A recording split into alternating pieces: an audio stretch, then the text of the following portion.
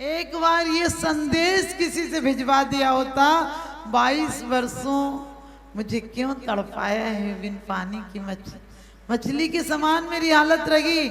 लेकिन उसके बाद पवन जय रुकते हैं, सुबह जाने लगते हैं तो वो कहती है कि आप चले जाएंगे और आप युद्ध में हो सकता है 2-5 महीने आपको लग जाएं, और कोई पूछेगा तो मैं क्या कहूँगी कि आप आए थे, क्या सबूत रहेगी, मैं किसी को क्या जवाब दूंगी।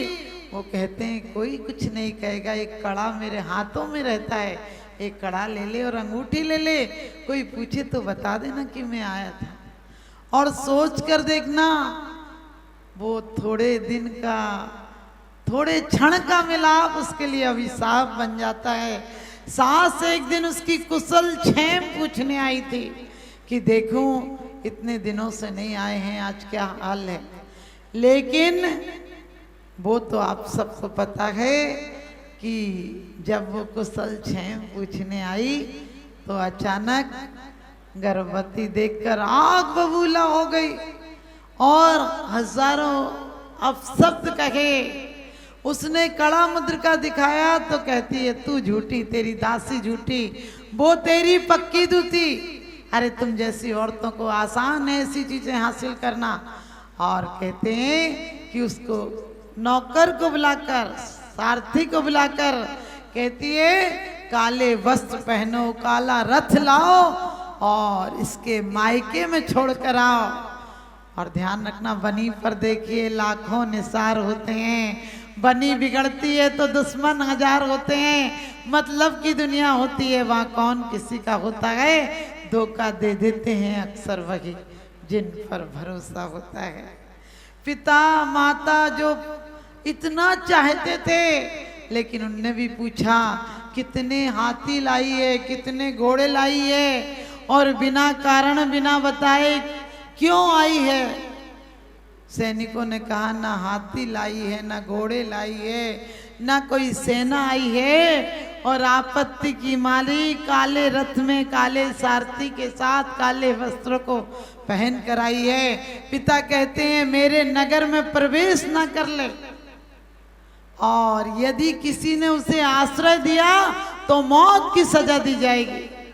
फिर भी बसंत कहती है मैं एक बार जाके कहती हूँ, और जाती है, कोई उसे घुसने नहीं देता है। पिता बहुत अपशब्द कहते हैं कि मैं समझता नहीं कि बिना बुलाए क्यों आई है और तुम लोग ऐसे आई हो, बिल्कुल यहाँ एक क्षण मत खड़ी रहना। और जब अंजना के पास उदास जाती है तो अंजना कहती है मैंने तुम्हें पहले ही कहा था कि मत जाओ, कर्म का तीव्र उदय हो तो कोई साथ नहीं आता, कोई काम नहीं आता है। और फिर भी बसंत कहती है घबराओ मत, हम जंगल में चलेंगे जिसका कोई स्वामी नहीं होता है। और जंगल में भी एक बार तो शेर आ जाता है और अष्टापद का रूप धरकर देवता सहायता करने आ जाते हैं और अंजना बच जाती है, क्योंकि तद्भव मोक्षगामी हनुमान जी का जीव आप सबको पता है अंदर था। और सुंदर बालक का जन्म होता उस गुफा में जहाँ कोई दासी दास नहीं है, कोई प्रसूति की कोई व्यवस्था नहीं है, लेकिन पुण्यशाली जीवता था। इसलिए कभी मत सोचना कोई घटना घट जाए रे पाप का उदय था, नहीं, कोई पुण्य का उदय भी। अंजना के घर में हनुमान जैसे पुण्यशाली जीव थे और माँ को इतने कष्ट सहने पड़े।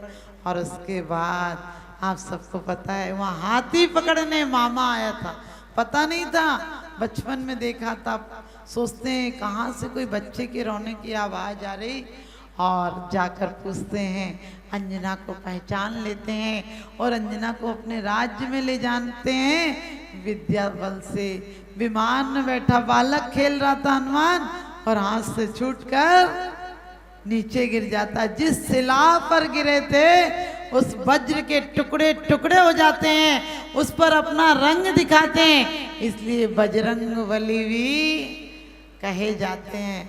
हनुरव द्वीप में, मामा का द्वीप हनुरव द्वीप था, हनुरव द्वीप में उनका जन्मोत्सव होता है, इसलिए हनुमान कहे जाते हैं। और जब पवन जय युद्ध से लौट कर आते हैं तो माँ उनकी, सभी लोग बहुत उत्साह से बहुत बड़ी विजय लेकर लौटे थे राजा वरुण को परास्त करके।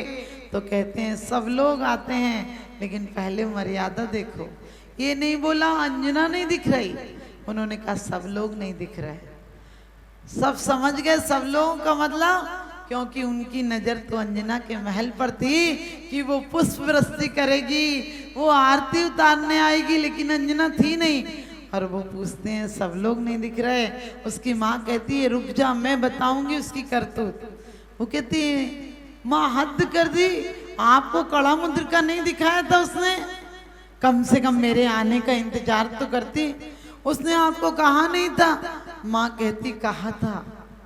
तो वो कहती यदि मेरे कारण उस सती को ऐसे कष्ट मिले तो मैं इस घर में अब एक कदम नहीं रखूंगा, और मैं ढूंढ कर लाऊंगा। इस लोक में मिली तो इस लोक में, वरना परलोक में उसके लिए जाऊंगा। और जंगल जंगल ढूंढते हैं, अपने मित्र को विदा कर देते हैं। और जब बहुत दिन पर्वत गुफाओं में ढूंढते हैं, जंगलों में ढूंढते हैं, नदियों पर ढूंढते हैं, नहीं मिलती है तो एक जगह चिता बनाकर सोचते हैं इस लोक में नहीं है, अब परलोक में मिलेगी, और चिता बनाकर बैठ जाते हैं। लेकिन जाको राखे साईं आंसू मार सके ना कोई, वो वाला हाल होता। उधर से उसी दिन कुछ महिलाएं निकली और कहती जा रही थी कैसा अंजना का पति है जो ढूंढने तक नहीं आया, वो तो अपने मामा के यहाँ है। और अंजना का नाम सुनते ही बिल्कुल चौंक जाते हैं, तुरंत उछल कर कहते हैं कौन अंजना, कहाँ की अंजना? और वो बताती हैं कि एक औरत थी, एक स्त्री बहुत सुंदर थी, उसके एक बेटा है, और वो ऐसे ऐसे करके। और उधर अंजना को पता चलता है कि पवनजय मेरे कारण घर में नहीं रुके, मुझे ढूंढने निकल गई। तो अपनी दासी से कहती है, मामा से कहती है कि आज से आप लोग इसको पालना, और मेरे पति वन में हो तो मैं भवन में नहीं रह सकती हूँ, वो मिलेंगे तो ही भवन में वापस आऊंगी। सब लोग समझाते हैं कि तुम ऐसा मत करो, हम लोग विद्याधर हैं, हम ढूंढने जाएंगे। उधर से पवनजय के पिता भी ढूंढने निकलते हैं, अंजना के पिता भी ढूंढने निकलते हैं, और मामा भी ढूंढने निकलते हैं। सब लोग आपस में इस तरह से मिल जाते हैं दूतों के द्वारा। और पवनजय का पता चल ही गया था, पवनजय को भी पता चल गया था। तो वो हनुद्वीप जाते हैं। तो आपको इसलिए कहा कि हमसे भूल से भी देव सास गुरु की अवहेलना का इतना गहरा परिणाम भोगना पड़ता है। तो आज आप लोग एक नहीं अनेकों दृष्टांत हैं जो गुरु की उपासना करने वाले को सुंदर रूप, संपत्ति, अच्छा बल, विक्रम।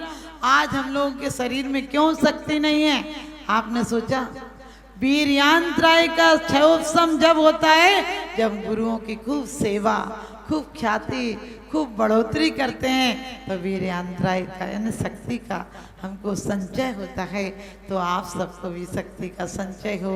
और जिन गुरु ने हमें यहाँ तक लाए हैं, क्योंकि हमारे जीवन में गुरु के नाम पर हमें प्रथम, आप लोगों को तो सोचिए लगता होगा माता जी आप कैसे वैराग हुआ आपको, लेकिन मुझे 2.5 साल की उम्र में पीछे कमंडल दे दिया गया था। वो सुपार्श्वती माता जी के चरणों में कोटि कोटि नमन करती हूँ।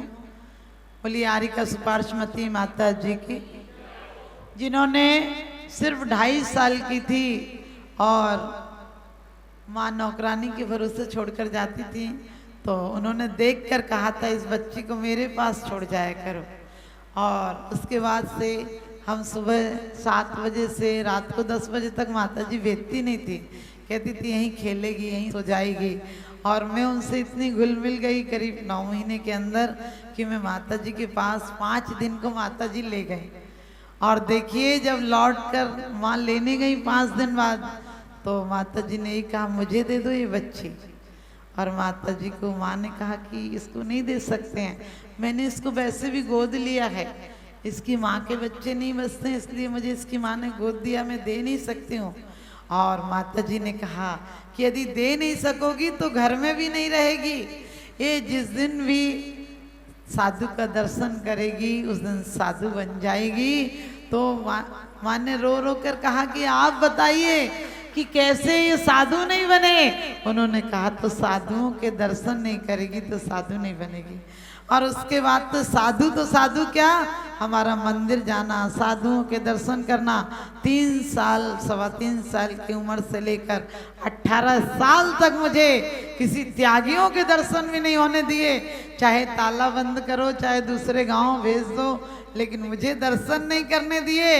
लेकिन मैं गुरुदेव जो ज्ञान सागर जी के नाम से विश्वविख्यात थे, उन गुरु का उपकार मानूंगी कि 60 साल बाद हमारे गांव में शायद मुझे पार करने के लिए खेवटिया बनकर आए थे। मेरी अज्ञान रूपी आंखों में सच पूछो अंजन का दिखाने के लिए एक रोशनी लाए थे। और मैं फिर भी, वो तो रुके थे 8 महीना, मैं 6-7 महीना तो घर वाले जाने नहीं देते थे, ताला लगा देते थे। लेकिन मेरा पुण्य है, एक दिन माँ के पीहर में कोई खत्म हो गया, वो उधर गई थी।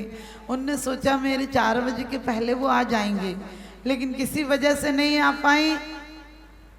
और हमारे साथ की लड़कियों ने कहा कि आज तो तुम जा सकती हो क्योंकि तुम्हारी माँ नहीं है। लेकिन पूरे मोहल्ले वाले भी मुझे अंदर करके ताला बंद कर देते थे। तो मैं उस दिन आउट एरिया से बहुत दूर से गई, क्योंकि गांव वाले, रास्ते वाले तो मुझे बंद कर ही देते थे, अंदर ताला लगा देते थे कि नहीं जाओगे मंदिर। तो मैं उस दिन घूम कर गई। लेकिन मैं सोचती हूँ कि उस दिन घूम कर गई, लेकिन मेरा घूमना बंद हो गया। मेरे भव चक्र को गुरुदेव ने समाप्त कर दिया। उस दिन गई, और वैसे मैं बहुत नास्तिक थी, नास्तिक से भी मैंने हो गई थी, क्योंकि माँ ने हमें शुरू से ही मुस्लिम और बंगाली लड़कियों के सेक्शन में भर्ती किया, ताकि एक भी जैन लड़की नहीं हो तो मैं जिन मंदिर की जबरदस्ती नहीं करूं। और आप देखिए, मैं तो बिल्कुल नास्तिक से नास्तिक हो गई थी। मैं कोई सोच का खाता हो तो उसे कपड़े छू देती थी, खाना उसका अशुद्ध कर देती थी, अनछना पानी मिला देती थी, ऐसी हो गई थी। लेकिन एक दिन गुरु का सानिध्य मिला, माता जी की वाणी सफलीभूत हुई कि जिस दिन साधु के दर्शन कर लेगी उस दिन कोई नहीं रोक सकता है। तो आप ध्यान रखना कि गुरुदेव ज्ञान सागर जी, और उस दिन जिस दिन आहार की बात आई तो मैं तो कभी हार नहीं देती थी। एक दिन लास्ट में माँ ने बहुत बोला कि आज दे लो, तो मैंने 3 दिन को आलू छोड़े, तो उस दिन 3 दिन खाना नहीं खाया गुस्से में कि आप लोगों ने क्यों छुड़वाए। और लेकिन आप देखिए, समझ में आ जाए। और मैं आज भी सौभाग्यशाली मानती हूँ कि मुझे एक नहीं 3 गुरुओं की सानिध्य मिली। और आप लोगों को भी आज एक शपथ लेना है कि हम संत पंथ ग्रंथ के चक्रों में नहीं पड़ेंगे। अभी माता जी की दीक्षा माता जी को महाराज जी से लेना थी, वर्धमान सागर जी से, तो सबने हमें समझाया कि आप क्यों सपोर्ट कर रही हो। मैंने कहा किसी को भी मोक्ष मार्ग में अवरुद्ध नहीं बनूंगी, किसी के लिए अवरोध नहीं बनूंगी। और सब गुरु हमारे हैं, हम सब गुरु के हैं, क्योंकि जिन गुरुओं ने सब कुछ छोड़ दिया है उनके लिए जो निर्ग्रंथ हो गए उनके बीच में ग्रंथि को नहीं आने देंगे। और हमने पूरे विनय के साथ महाराज जी से कहा कि महाराज जी ने यदि दीक्षा लेना है आपसे, महाराज जी ने बल्कि कहा तुम दे देना। हमने कहा नहीं गुरुदेव, हम एक बूंद हैं, आप सागर हैं, सागर में सबको मिलना है, इसलिए मैं कोई पक्षपात नहीं करना है। आप सब कोई को लगता है वो गुरुदेव हमारे हैं। मैंने कही बाप बाप होता है, लेकिन चाचा को भी इज्जत देना सीखो। हमारे लिए नमो लोए सब सावणम, नमो आयरियाणम, नमो बज्जायाणम बोलते हैं। तो हम सब साधुओं को नमस्कार करें, सब साधुओं की जितनी सेवा बन सके उतनी सेवा करें। तो आप सबको यही कहूँगी कि ऐसे संतों की पदरस से, ऐसे संतों की पदरस से ये धरती अब तक पावन है। हर नगर तीर्थ संवेद शिखर, हर डगर यहाँ सोनागिर है। ये सत्य शिवम के मूर्त रूप, ये सबके लिए सुविधा है। ये है पुराण, ये है कुरान, ये चलती फिरती गीता है। हमारे जीवन में हमें गुरुओं के साथ साथ हमने कहा कि हमने ज्ञान सागर जी, छुल्लक जी थे, गुण सागर जी तो हमारे गांव में आए थे। उसके बाद हमें आचार्य श्री सन्मत सागर जी का भी बहुत आशीर्वाद, बहुत वात्सल्य मिला। उनकी छत्र छाया में भी मैं रही। और आचार्य सुमत सागर जी, जिसको एक गोली कांड शिखर जी में हुआ था, और वो मुझसे कहते थे विमल सागर जी बेटा दीक्षा ले ले। मैं कहती थी मैं जिंदगी में कभी दीक्षा ले नहीं पाऊंगी। और सुमत सागर जी ने 2 दिन पहले कहा बेटा दीक्षा ले ले। मैंने कही मैं नहीं लूँगी, लेकिन एक गोली कांड मेरे सामने हुआ, और उस गोली कांड से उस परिवार को मैंने ही 8-10 दिन खाना खिलाया, अपने साथ ब्रह्मचारिणी थी तो, और उसको रखा। उसके मरने के बाद उसकी अर्थी की व्यवस्था मैंने की का मतलब बहुत, हमारी जैन समाज बहुत बड़े बड़े काम करती है, लेकिन संवेदनाएं होना चाहिए। उसकी लाश आज मरे परसों लाश आई, और उसके बाद मैनेजर से मैंने कहा तो कहने लगे कि बोलो इतने रुपए लगेंगे कौन देगा। अरे उस समय तो दृश्य पत्थर पे पिघल जाए। जब उसकी माँ लाश लेकर लौटी पते की, तो मुझे बहुत वो दर्द आज भी रोंगटे खड़े हो जाते हैं। मैंने पैसे दिए, और दूसरे दिन गुरुदेव सुमत सागर जी से कहा कि गुरुदेव अब दीक्षा ले लूँगी, क्योंकि तन जीवन यौवन नश्वर है, क्षण भंगुर फल में मिर्झाए। तो वास्तव में शिखर जी में मैंने गुरुदेव सुमत सागर जी को नारियल चढ़ाया था, और गुरुदेव की ऐसी कृपा रही कि वो 1 महीने में शिखर जी से सोनागिर तक इतने साधुओं को लेकर मंगल विहार किया। और हमारे जीवन में हमारी एक और प्रेरणादायक स्वीकृत रही हैं, वो हमारी आरिका मुक्ति भूषण माता जी। उन्होंने, घर वाले निकलने नहीं देते थे, तो उन्होंने करीब मुझे 2-3 साल तक वो हमारे गांव में आकर रुकती थी, और वो मुझे कहता चाहिए प्रोत्साहित करती थी कि तुम घर में मत फंस जाना, इतने अच्छे भाव हैं। तो उनके लिए भी आप सभी जयकारा लगाएंगे। ले परम पूज्य आरिका मुक्ति भूषण माता जी की, परम पूज्य गुरुदेव आचार्य सन्मत सागर जी महाराज जी की, परम पूज्य आचार्य गुरुदेव सुमत सागर जी महाराज, परम पूज्य गुरुदेव आचार्य वर्धमान सागर जी महाराज जी की। जो एक कहना चाहिए आप जैसे परिवारों से निकालकर आज माता जी को पूज्य बना दिया है, ये बहुत बड़ा गुरुदेव का उपकार है।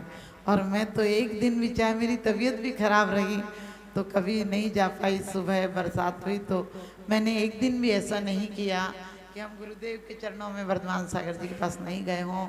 और कभी कभी लगता था कि नहीं ये कार्यक्रम नहीं कराने, लेकिन महाराज जी ने ऐसा कह दिया यदि कि नहीं माता जी कराना तो आपको ही है, तो हमको ये रहा कि जी महाराज जी। और आप, मुझे ऐसी सोचती हूँ मेरी आखिरी समय तक ऐसी ही श्रद्धा बनी रहे गुरुओं के प्रति। चलिए आज बहुत टाइम हो गया, लेकिन मुझे ऊपर वापस जाना है, इसलिए मैं अपनी वाणी को विराम देती हूँ। और आप सबको बहुत बहुत गुरु पूर्णिमा पर आशीर्वाद। और जिस प्रकार से आप लोग अभी आए हैं, शाम को भी आएंगे तो आपको और अच्छी चीज़ें सुनने मिलेंगी।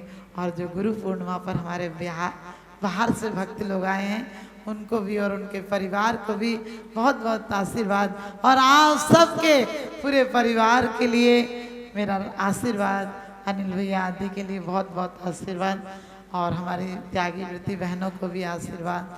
हमारे सभी जो लोग भी यहाँ पर सहयोगी हैं, उन सबको बहुत बहुत आशीर्वाद।